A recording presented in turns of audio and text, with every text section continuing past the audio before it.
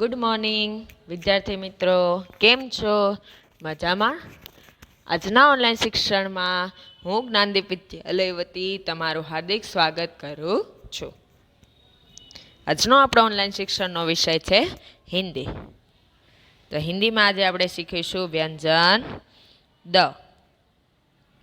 દ સે દવાત, દ સે દરજી. તો ચાલો શરૂ કરીએ. પહેલા શું કરવાનું છે? તો પહેલા દ ઘૂંટવાનો છે. દ સે દરસી. પછી ગુજરાતીમાં દ કેમ લખાય તો ખબર છે? દવાત में है स्याही, કલમ ડુબાકર જલ્દી જલ્દી સારે અક્ષર लिख लो भाई. દવાત એટલે કે ખડિયો. ખડિયામાં છે સ્યાહી, એટલે ખડિયામાં શાહી છે. કલમ ડૂબા કરે એટલે જે કલમ આવે ને ખડિયાથી લખવા, પેનથી શાહી બોળી બોળીને લખવાની કલમ, એટલે કલમ ડૂબાડીને જલ્દી જલ્દી સારા અક્ષરે લખી લ્યો ભાઈ. પેલું ચિત્ર શેનું છે?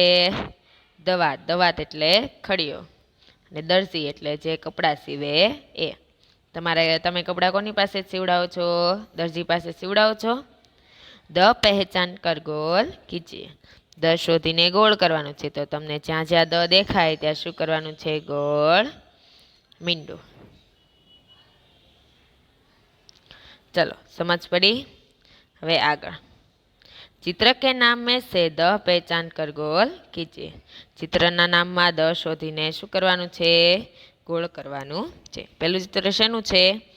દરવાજો છે. તો હિન્દીમાં એને શું કહેવાય? દરવાજા. પછી રજાઈ છે તો એને કહેવાય દરી. પછી કાચ છે, અરીસો, એને શું કહેવાય? દર્પણ. ચલો સમજ પડી? હવે આગળ. પઢીએ ઓર લીખીએ. લખો અને વાંચો.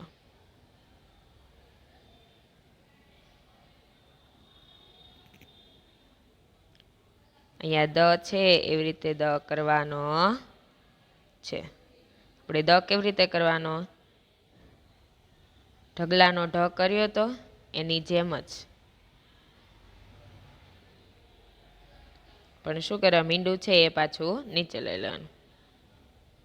દ સે દરવાજા, દ સે દવાત, દ સે દરજી, દ સે દરવાજા, દ સે દવાત,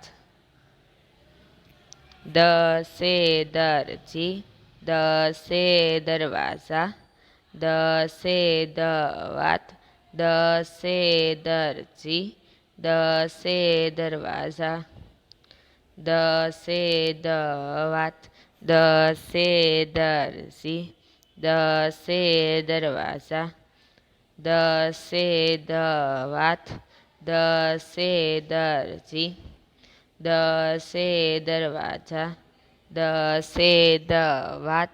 ચાલો સમજ પડી? હવે આગળ શું છે? હિન્દી દ ની સામે આપેલા ગુજરાતી વર્ણોમાંથી દ શોધીને લખો.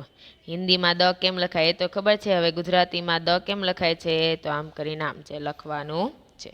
ચલો સમજ પડી? હવે આગળ. સ્વાધ્યાય 1.2. ટ ઠ ડ ઢ અણ ત થ ને દ. ટ થી દ સુધી શું છે? પહેલું પહેલે આને વાલે વર્ણ લીખીએ, એટલે કે પહેલા આવતો વર્ણ વ્યંજન લખો. ઠ ની પહેલા શું આવે? તો ટ. ડ ની પહેલા શું આવે? તો ઠ. ઢ ની પહેલા શું આવે? તો ડ. ત પહેલા શું આવે? અણ. અણ પહેલા શું આવે? ઢ. થ પહેલા શું આવે? ત. ટ પહેલા શું આવે? ઝબલાનો ઝ. ને દ પહેલા થ. चलो थ और द से अलग पड़ने वाले वर्णों पर क्या करिए? गलत करिए. એટલે થ અને દ થી જુદા પડતા વર્ણ ઉપર શું કરવાનું છે? ચોકડી મારવાની છે. ચાલો, તો ટ છે એના ઉપર ચોકડી, થ ઉપર આવશે નહીં, અણ ઉપર ચોકડી, ઢ ઉપર આવશે ચોકડી, દ ઉપર આવશે નહીં. તમારે ગોળ નથી કરવાના, તો તમને સમજ પડે ને એટલા માટે મેં ગોળ કર્યું છે. તમારે ગોળ કરવાનું નથી. ઠ ઉપર ચોકડી, ડ ઉપર ચોકડી અને ત ઉપર ચોકડી. ચલો આગળ. ચિત્ર કો સહી વર્ણ સે જોડીએ. ચિત્રને સાચા વર્ણ સાથે જોડવાના છે. આ શું છે? તો બાણ, તો અણ સાથે જોડો. પછી શું છે? ઢક્કન, તો ઢ સાથે જોડો. પછી છે વાસણ રિપેર કરવાવાળો, તો એને શું કહેવાય? ઠઠેરા, તો ઠ સાથે જોડો. ટમાટર, તો ટ સાથે જોડો. પછી છે ડમરું, તો ડ સાથે જોડો. પછી દવાત, તો દ સાથે જોડો. તલવાર, તો ત સાથે જોડો. પછી શું છે? થર્મસ, તો થ સાથે જોડો. ચાલો, સમજ પડી? હવે આગળ. હિન્દી વર્ણ કે સામને ઉસકા ગુજરાતી વર્ણ લીખીએ. હિન્દી વર્ણની સામે તેનો ગુજરાતી વર્ણ લખવાનો છે. ચાલો શરૂ કરીએ. હિન્દીમાં ટ છે, તો ગુજરાતીમાં ટ. અણની સામે અણ, ડની સામે ડ, થની સામે થ, ઠની સામે ઠ, ઢની સામે ઢ, દની સામે દ અને તની સામે ત. द ड त से शुरू होने वाले चित्र पर गोल कीजिए. બતાવેલા વર્ણની શરૂઆત થતા ચિત્ર પર ગોળ કરો. પહેલું ચિત્ર શેનું છે? તરબૂચ. તરબૂચ છે તો ત ફરતે તરબૂચ ફરતે ગોળ. પછી શું છે? દરવાજા, તો આના ઉપર ગોળ. પછી શું છે? સાપ છે, તો એના ઉપર આવશે નહીં. પછી શું છે? ડમરું, તો એ દ થી શરૂ થાય, ડ થી, તો એના ફરતે ગોળ. પછી છે ઢક્કન, તો એ તો ઢ થી થાય, તો એના ઉપર આવશે નહીં. આ ત્રણ ઉપર ગોળ. સમજ પડી? હવે આગળ શું છે? वर्ण में रंग भरकर सही चित्र के साथ जोड़िए. વર્ણમાં રંગ પૂરી સાચા ચિત્ર સાથે જોડો. તો મેં વર્ણમાં રંગ પૂરી દીધો છે, હવે તમારે પણ પૂરવાનો છે. પહેલું શું છે? થ, તો ઠ સે ઠપ્પા, શું થાય? ઠપ્પા. પછી છે ઢ, તો ઢ સે ઢલાન, તો એની સાથે.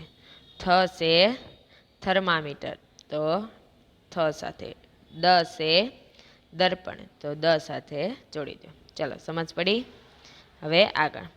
પઢીએ ઓર લીખીએ. વાંચો અને લખો. આ તમારે જાતે લખવાનું છે. હું વાંચું છું, મારી સાથે બોલજો. કણ, કણ, કણ, કણ, કણ. પછી આગળ. ડગ, ડગ, ડગ, ડગ, ડગ. પછી તટ, તટ, તટ, તટ, તટ. ચલો સમજ પડી? આજે આપણે શું શું શીખ્યા? તો વ્યંજન દ, પછી સ્વાધ્યાય અને આ પેજ પણ સ્વાધ્યાય. તમારે શું કરવાનું છે? સ્વાપોથીમાં 3 પેજ લખવાના છે અને નોટમાં પણ વ્યંજન દનો મહાવરો કરવાનો છે. આ સ્વાધ્યાય લખવાનું છે. ચિત્ર દોરતા ના આવડે તો નામ લખી દેવાનું. 3 પેજ સ્વાપોથીમાં અને 3 પેજ નોટમાં પણ લખવાના છે. રવિવારની શું છે? રજા. ચલો સમજ પડી? હવે આપણે સોમવારે મળીશું. ત્યાં સુધી આવજો.